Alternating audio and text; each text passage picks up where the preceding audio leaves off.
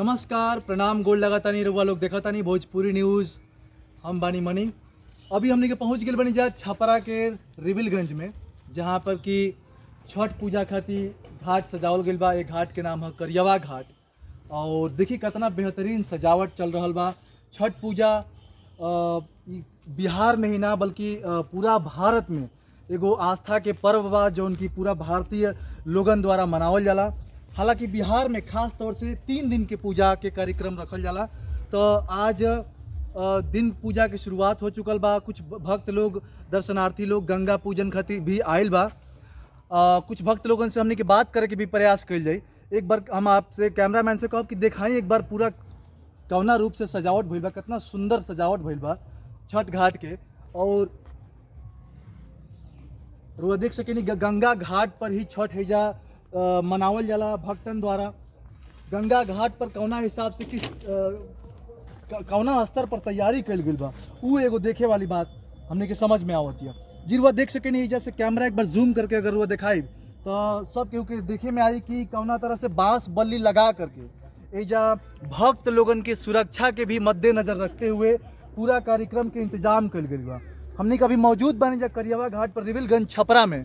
और एजा करियवा घाट पर ही भोलेनाथ के स्थान एजा बहुत समय से, बहुत पुराना मंदिर के एजा स्थापना बा। एजा भोलेनाथ के स्थान बा। एजा भक्तन के तांता लागल रहेला। हालांकि अभी तो छठ के त्योहार बा, तो सब लोग पूरा घाट के तैयारी कैला के बाद अभी अपना अपना घरे गए बा। फिर दोबारा अभी पूजा के उद्देश्य से सब लोग समय से आई। और फिर काल के शाम में जोन काल की जन भीड़ रही, जोन काल की जलसा रही, वो बिल्कुल देखे वाला रही। अगर एक घाट पर पूरा दृश्य देखल चाहत नहीं तो ये रिविलगंज में छपरा में पड़ेला। एजा करियवा घाट के नाम से मशहूर बा। रिविलगंज थाना से बस कुछ ही दूरी अगर आगे आवत नहीं रहा माझी की तरफ 100-200 मीटर तक बाएं हाथ में पड़ता है। एक साथ भोजपुरी न्यूज देखे वाला सभी दर्शकन के धन्यवाद। जुड़ा रही भोजपुरी न्यूज के साथ। जय हिंद। नमस्कार, प्रणाम, गोल लगातानी रउआ लोग देखतानी भोजपुरी न्यूज। और हमने के आज मौजूद बानी जे छपरा सिटी के अंदर। तो देखिए आज हमने के एगो कलाकार भाई के संगे मिलल बनी जा। भाई आपके नाम क्या पड़ी? राम कुमार। यहाँ के नाम राम कुमार पड़ी। यहाँ के बहुत ही मतलब अव्वल दर्जा के कलाकार हैं, बहुत ही पहुँचल कलाकार हैं। एक से बढ़कर एक मूर्ति यहाँ के बनावी ना।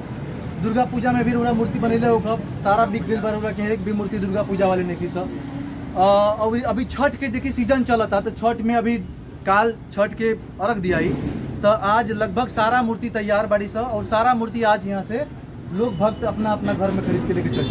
तो छठ में कौना कौना भगवान के रूप मूर्ति बनाई तनी मनी कैमरामैन से सूर्य भगवान के, सूर्य भगवान की मूर्ति। घोड़ा भी बनता है। घोड़ा बनता है। वो घोड़ा मतलब सूर्य भगवान का ही रथ होता है। रथ बनेगा। रथ वाला कोई है क्या सीन, थोड़ा दिखाएंगे क्या? आइए, हुआ आपका रथ। ये देखिए कितना अद्भुत मूर्ति बनाया गया है।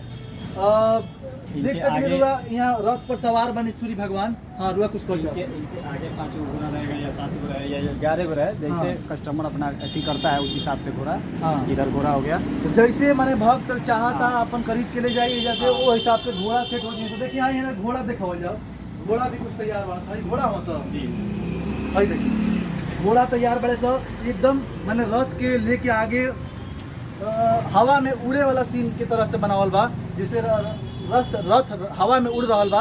अब भगवान सूर्य पर विराजमान बनी।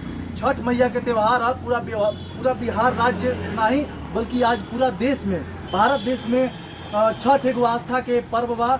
और ये छठ पर्व के करे वाला लाखों भक्त, करोड़ों भक्त बाड़े, अनगिनत भक्त बाड़े। यही के साथ जुड़ा रही, देखत रही भोजपुरी न्यूज। हमने के और कुछ दिखावे की कोशिश करल जाई कि मार्केट में कौन कौन फल फलहार चढ़ेला छठ मैया के, और कौना कौना तरह से बाजार सजल बा। ओइजा भी हमने के चल के बाजार में दिखावल जाई। छपरा हमने के शहर में मौजूद बने जा। कुछ भक्त लोग से भी बात करे के प्रयास कर ली। जुड़ा रही भोजपुरी न्यूज के संगे, देखत रही। धन्यवाद।